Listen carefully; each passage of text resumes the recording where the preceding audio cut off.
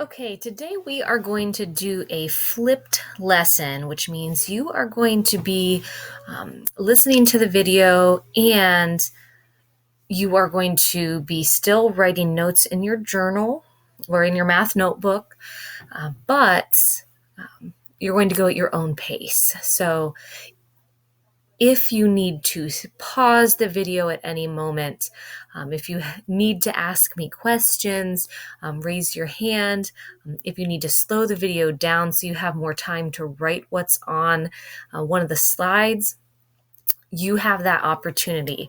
So I will try to describe what you need to write in your math notebook as we're going on, because some of the slides will be more for you to just take in the information and observe. And then other slides, you'll need to be writing them down. So right now we're going to start out, you're going to put the date in your math notebook, which is October 8th or 10/8. And then you're going to put our heading, which is lesson 4.1, angle relationships for triangles. Okay, so I know some of you are going to need some more time. You're not ready to move on to the next slide. Go ahead and pause. And once you have lesson 4.1, angle relationships for triangles written down, then you can move on. Okay, the next thing you write in your notebook for every lesson is the I can statement. So today, I can find the missing angle of a triangle, and I can use angle relationships in triangles. So go ahead and pause, get this written down, and then when you're ready, go ahead, press play again.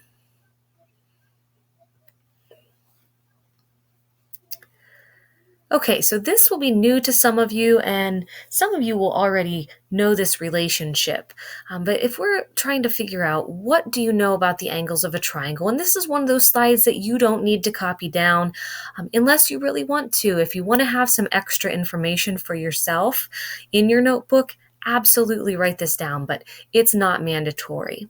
Okay, so we see three different types of triangles here. Now, our first triangle has a right angle. That's what that little piece, the little square angle in the corner of the triangle means that it's a right angle.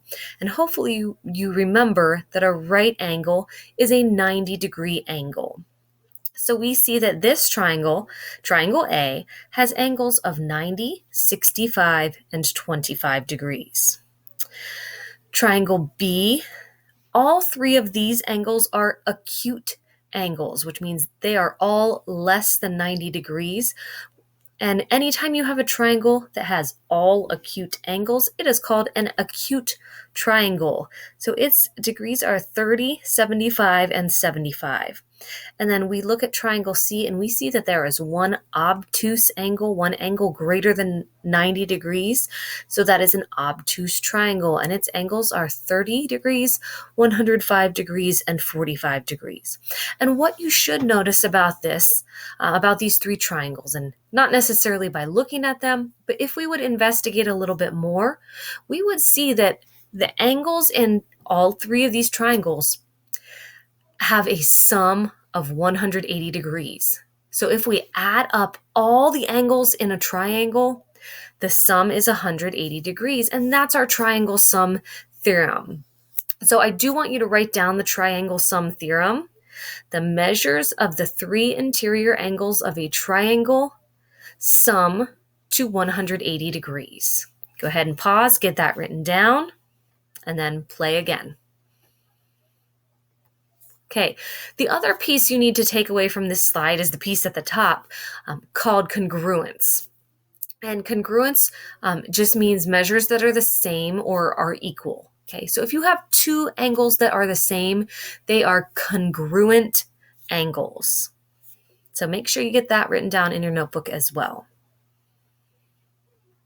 Okay, this first example, I know some of you like to write down the listen and learn problems, and you are welcome to, but this is one of those slides that you don't have to write down in your notebook if you don't want to. Okay, so we see this triangle here. This is triangle ABC. And we see that angle A is labeled as 120 degrees. Angle B is 34 degrees, but we don't know angle C.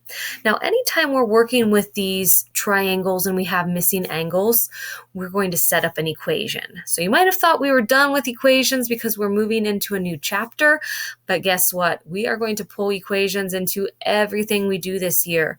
And the further you get into math, the more you're going to use them. So the equations aren't going away. If we're looking at this triangle, we know that the three angles have to add up to 180 degrees. So 34 degrees plus 120 degrees plus angle C equals 180 degrees. That's our equation. We're going to go ahead and simplify that left side, and it becomes 154 plus C equals 180. And then solving equations, we're going to subtract 154 from each side, and we end up with C equals 26 degrees. And if we would go back and add those three angles, 120, 34, and 26, we'll see that it does equal 180 degrees. Okay, moving on. We're on to our practice together. So these do need to go in your math notebook. Example 1, we see a right triangle here. So we know that we have a 90-degree angle, a 52-degree angle, and a missing angle. First, we want to write our equation. So please copy the triangle into your notebook as well, just so you have that to refer to. And then our equation, x plus 52 plus 90 equals 180. And now we want to simplify that left side. X plus 142 equals 180. To solve that equation, subtract 142 from each side to get x equals 38 degrees. Okay, so if you need some more time to get that written down, go ahead and pause. And if not, we're going to move on to example 2 of practice together. Okay, example 2, we don't have a picture here, but if it would help you, you might want to jot a picture down of this. And if you actually look at the board, I have an example of this written down on the board. So if you'd like to use that as an example to write in your notebook, you may. But what we see here is that angles in a triangle measure 2x, 3x, and 4x degrees. We don't know the actual degree measures, but we know this relationship. So we want to write and solve an equation to determine the angle measures. Okay, so we don't know the numbers, but we know that those three angles have to have a sum of 180 degrees. So 2x plus 3x plus 4x equals 180 degrees. Now to simplify that left side, because they're all variable terms, we can combine like terms, and that becomes 9x equals 180. This time we're not going to subtract because we're multiplying, so we need to divide. When we divide by 9, x equals 20. So that tells us what x is. But if we look at the problem, it actually asked us to determine the angle measures themselves. So the angle measures were 2x, 3x, and 4x. So we're going to plug that 20 in for x. So 2 times 20, 3 times 20, and 4 times 20, which means the three angles in this triangle are 40 degrees, 60 degrees, and 80 degrees. And you'll see if we add those, we do end up with 180 degrees. Okay, if you need to pause, go ahead and do that before we move on.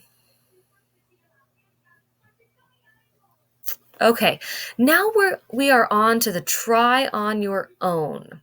Okay, so at this point, what you need to do is jot this example down in your notebook. And then you're going to get to a point where you're going to have to enter the answer in. So go ahead, write this down in your notebook, solve it, enter the answer, and then you'll be able to move on.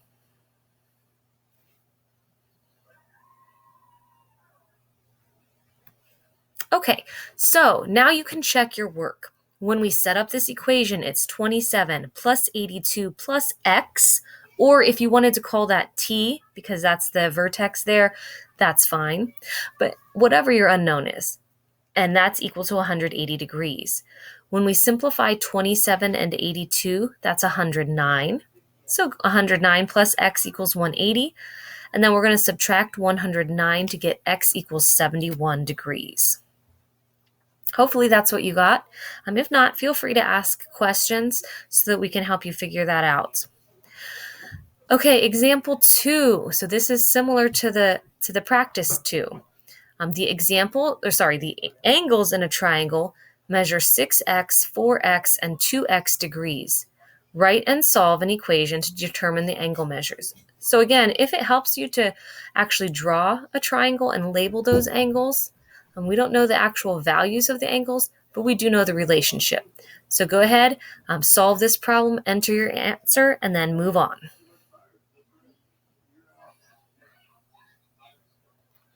All right, hopefully you got x equals 15. 6x plus 4x plus 2x equals 180, which gives us 12x equals 180. When we divide by 12, sorry, I forgot to put that on there, but we divide by 12 to get x equals 15. Then we're going to plug in for 6x, 4x, and 2x, and we get 90 degrees, 60 degrees, and 30 degrees. Great job. Now, our last piece of information is a little bit about exterior angles. So we see in this triangle, we see angles 1, 2, and 3 are our regular interior angles of our triangle. But we have this extra exterior angle over there. So the first question, if the measure of angle 3 is 25, what's the measure of angle 4? Now remember, if two angles form a straight line like angle 3 and angle 4, they add up to 180 degrees. Okay, so go ahead and figure out what angle 4 is, and then figure out what angle 4 is, enter the answer, and then move on.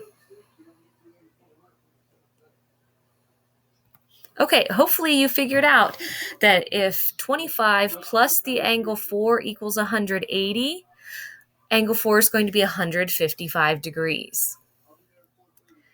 Next, if the measure of angle 3 is 25 degrees, what's the sum of the measures of angles 1 and 2? And this one is a little bit different. So we're going to go ahead and do this one together.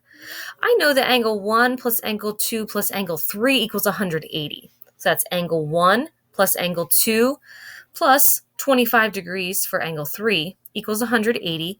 If you subtract 25 degrees, angle 1 plus angle 2 equals 155 degrees. So the third thing we want to know, what do you notice about the sum of angles in 1 and 2 compared to angle 4? Well, hopefully you notice that they're both 155 degrees. So I can find the exterior angle by adding the opposite to interior angle. So angle 1 plus angle 2 equals angle 4. Wait. You didn't tell me how your interview went.